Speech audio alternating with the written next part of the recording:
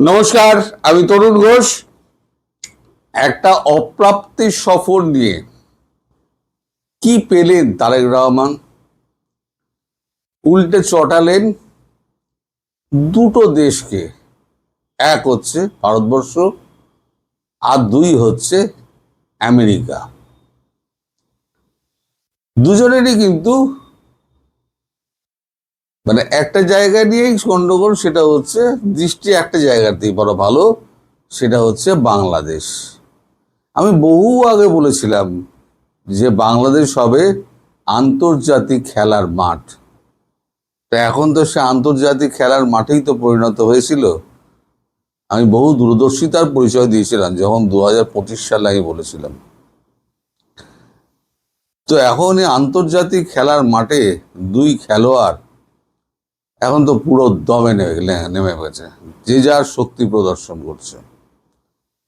আচ্ছা, দুপুরের ভিডিওতে আমি একটা ভুল বলেছি। ভুলটা হচ্ছে, আমাদের এখানে যিনি এসছেন চীনের, তিনি হচ্ছেন বিদেশ মন্ত্রী ওয়াং ই। আমি রাষ্ট্রদূত বলে দিয়েছিলাম। এই ভুলের জন্য আমি ক্ষমা চাইছি। দ্বিতীয় হচ্ছে, ওয়াং ই এখানে এসে তিনি যেটার উপরে জোর দিয়েছেন সেটা হচ্ছে আরআইসি এবং ব্রিক্স। আরআইসি এবং ব্রিক্স যদি না গঠন করা যায় খুব সত্তর, তাহলে পরে এই আমেরিকার বঙ্গোপসাগরের ঢোকার যে একটা চেষ্টা, সেই চেষ্টা ব্যর্থ করা। এবং তিনি নিশ্চিত করে গেছেন, যেটা আমি আগে বলেছিলাম, যে তাদের প্রেসিডেন্ট শি জিনপিং এবং ভ্লাদিমির পুতিন, রাশিয়ার প্রেসিডেন্ট, দুজনে একসঙ্গে ভারতবর্ষে আসবেন এই ব্রিক্স সম্মেলনের আগেই, যে কোনো দিন, ডেট ফিক্স হয়নি। তো এই ব্রিক্সকে সব থেকে ভয় পায় হচ্ছে আমেরিকা।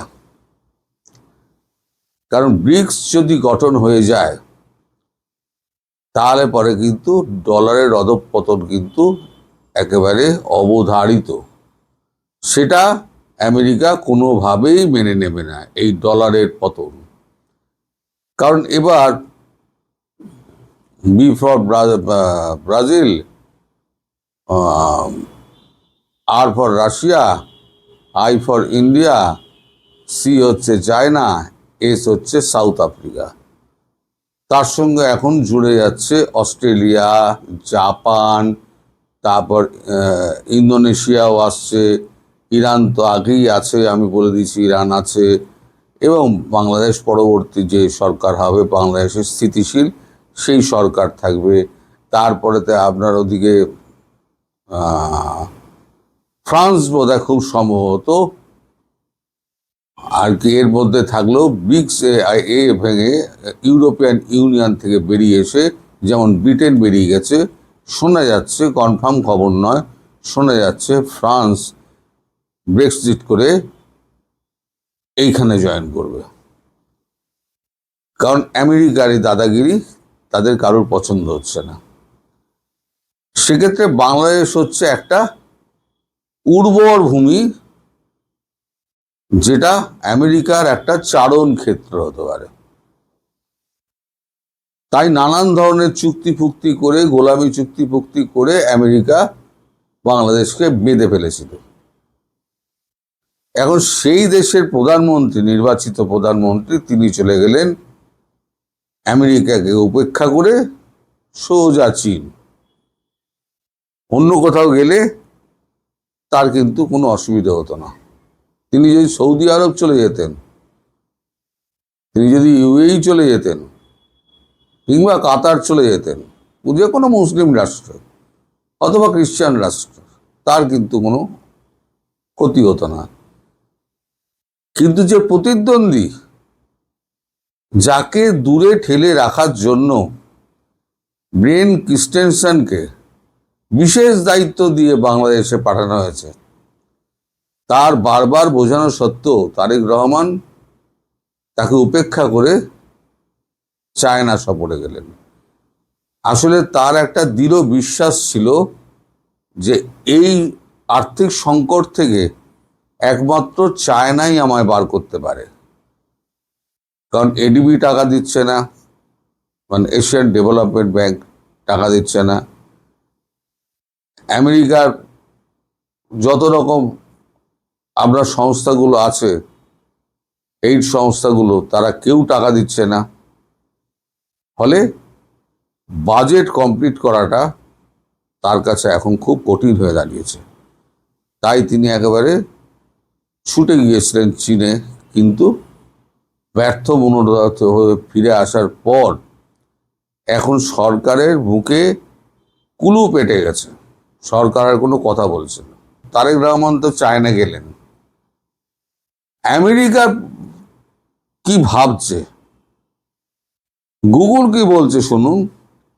বাংলাদেশের প্রধানমন্ত্রী তারেক রহমানের চীন সফর নিয়ে যুক্তরাষ্ট্র উদ্বেগ প্রকাশ করেছে এবং বেইজিং এর সঙ্গে গভীরতর কৌশলগত ও অর্থনৈতিক সম্পর্ককে বঙ্গোপসাগরে পশ্চিমা নিরাপত্তা এবং ভূ রাজনৈতিক স্বার্থের প্রতি একটি চ্যালেঞ্জ হিসেবে দেখছে। তার মানে আমেরিকা যেটা করতে চাইছে সেটাকে চ্যালেঞ্জ জানানো হচ্ছে।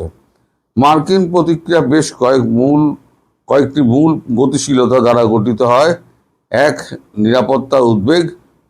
যুক্তরাষ্ট্র বাংলাদেশ ও চীনের মধ্যে সম্প্রসারণশীল প্রতিরক্ষা সহযোগিতা এবং সম্ভাব্য সামরিক প্রযুক্তি চুক্তিকে আঞ্চলিক স্থিতিশীলতার মধ্যে হুমকি হিসেবে দেখছে। আঞ্চলিক স্থিতিশীলতা তার মানে আমেরিকার চোখে বিঘ্নিত হচ্ছে। বৈশ্বিক ক্ষমতার দ্বন্দ্ব।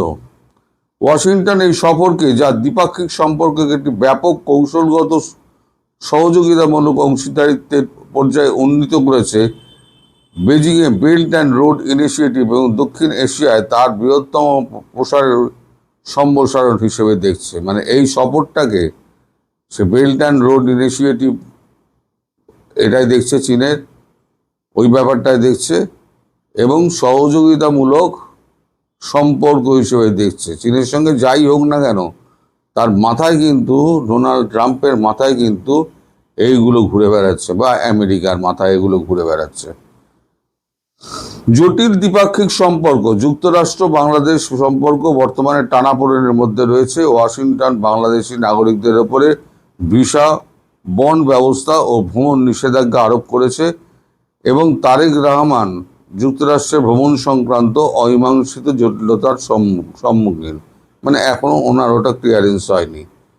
চীন যেখানে বিদেশি হস্তক্ষেপ প্রত্যাখ্যান করার ক্ষেত্রে বাংলাদেশকে সক্রিয়ভাবে সমর্থন করছে, সেখানে যুক্তরাষ্ট্র পশ্চিমা রপ্তানি বাজার না হারিয়ে বেইজিং ও নয়াদিল্লির মধ্যে সম্পর্ককে ভারসাম্য রক্ষায় ঢাকার প্রচেষ্টার উপর নিবিড়ভাবে নজর রাখছে। তার মানে ঢাকা যা করছে তার উপরে কিন্তু নিবিড়ভাবে নজর রাখছে।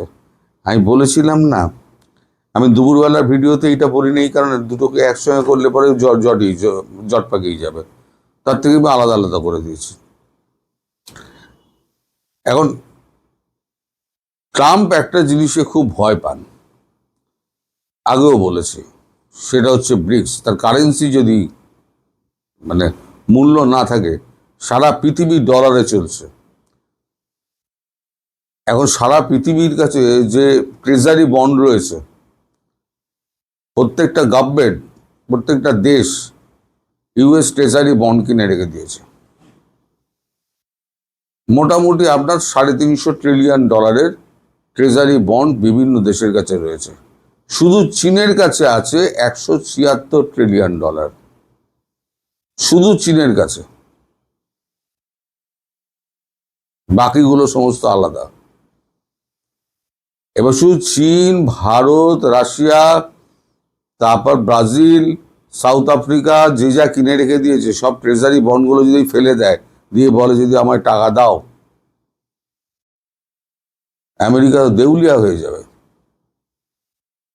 তারপরে নিজেরা নিজেদের কারেন্সি একটা বার করবে, ইউরোর মতো একটা কারেন্সি বার করবে। কারেন্সি বার করে যারা যারা আসবে এর মধ্যে, যেমন সৌদি আরব চলে আসছে।